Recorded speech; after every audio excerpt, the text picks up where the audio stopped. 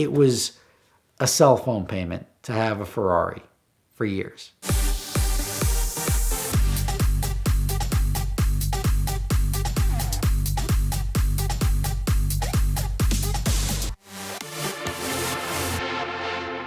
I don't think there is one person that's out there that can consider themselves a car guy that wouldn't want to own a Ferrari.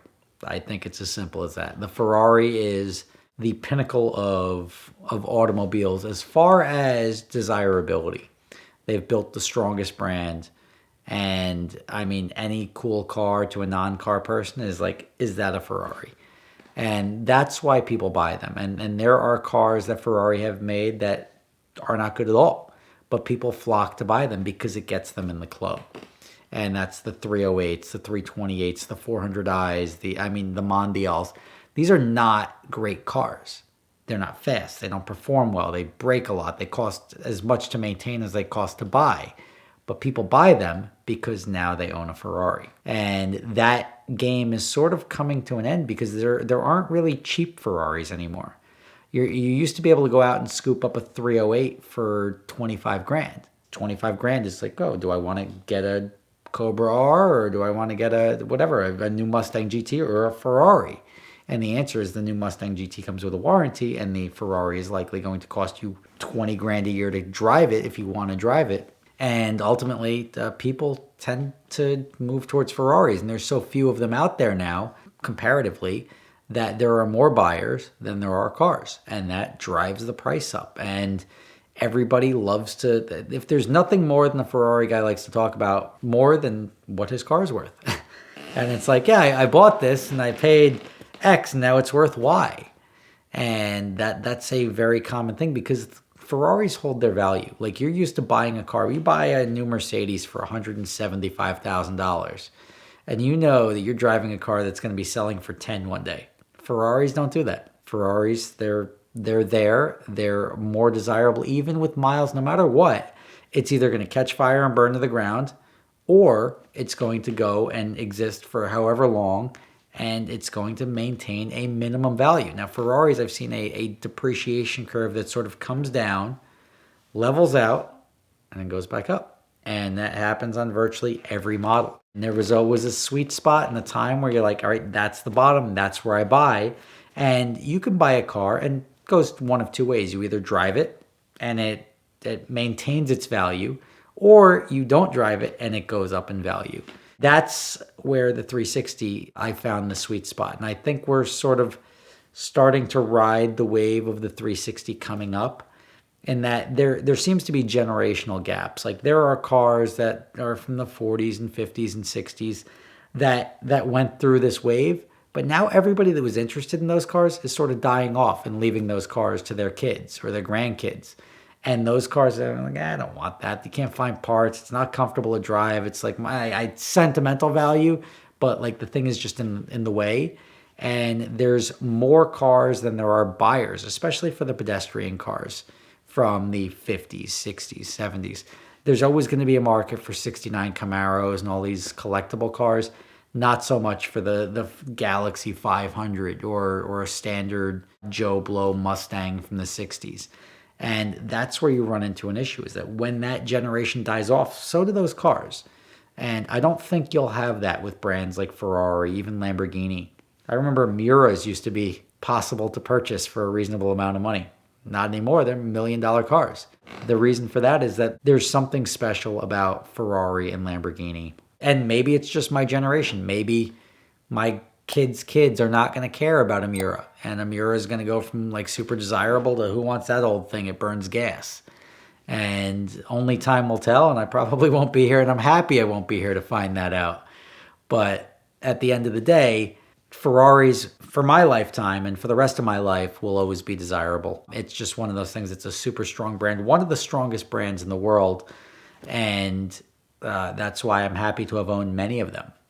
And the one thing that I've owned and I've enjoyed the most, and I don't know why, I seem to flock towards cars that I grew up liking when I started getting into cars. So like late 90s, early 2000s is when I started getting the car bug, and that's when the 360s, the Supras, the Corvettes, the RX-7, the NSX. That's when these were, and the Diablos, the Murcielagos, that's when these cars were all cool.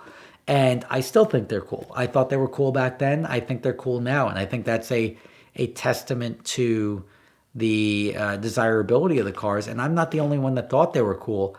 I just happen to have made money sooner than the other people my age. So I was able to get into them sooner. So as they age 10 years from now, now more of them want to relive that childhood nostalgia.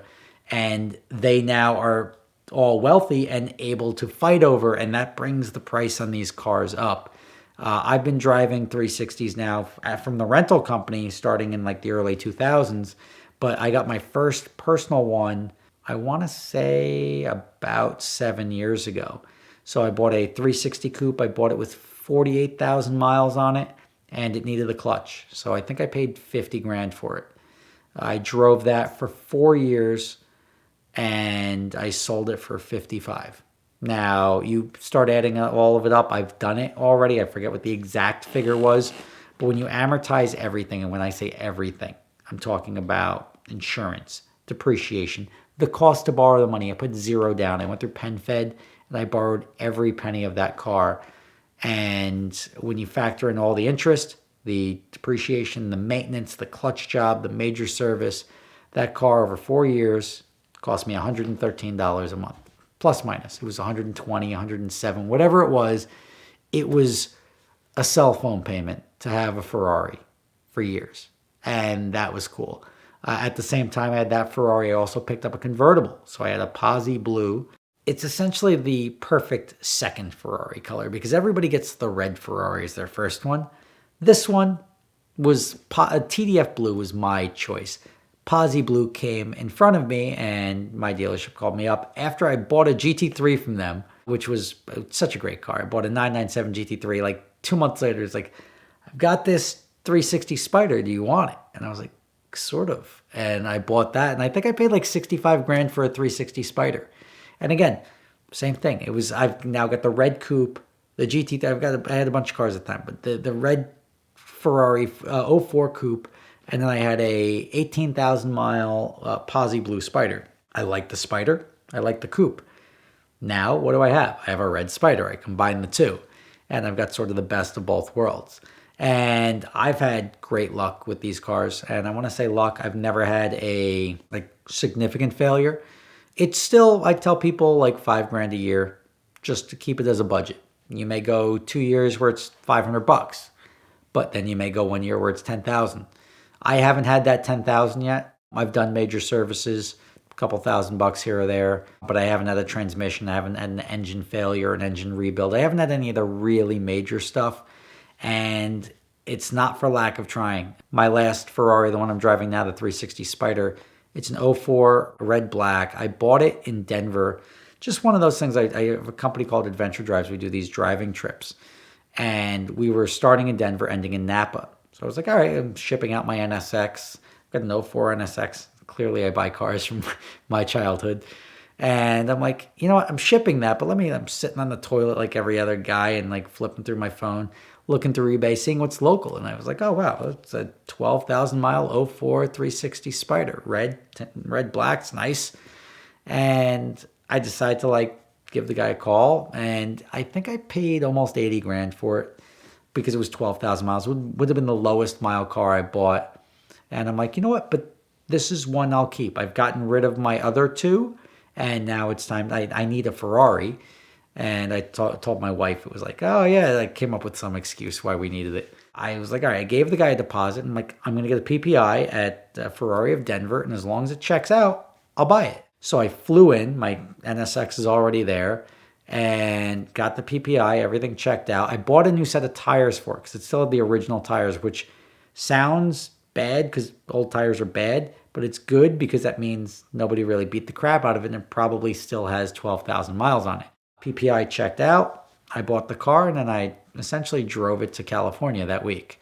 And since then, I've done at least 3 or 4 other adventure drives with that car, and I just crossed like 23,000 miles. So I've done 11,000 miles in a little over 2 years on that car, which is not an insignificant amount of mileage, but it's also not daily driving by any stretch.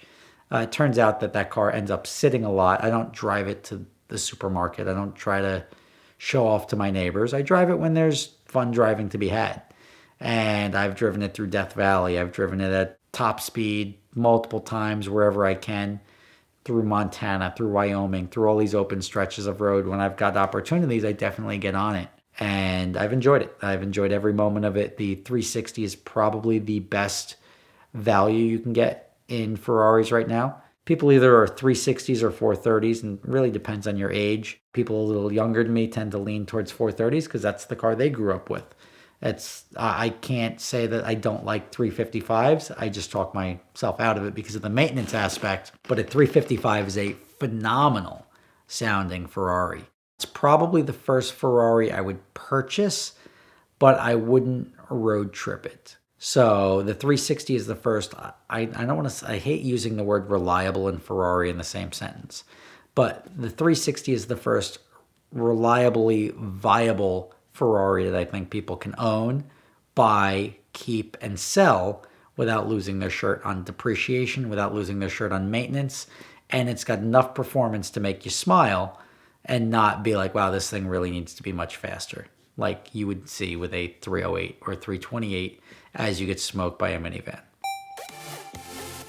If you get a speeding ticket or other traffic citation, don't just pay it. It can involve costly insurance premium increases, points on your license, possible suspensions, and a lot of other inconveniences. And when you fight it, you want the right people on your side. That means finding a local lawyer to wherever you got the ticket, even if it's in your backyard or on a road trip or wherever. Off the record is the best way to find the best attorney.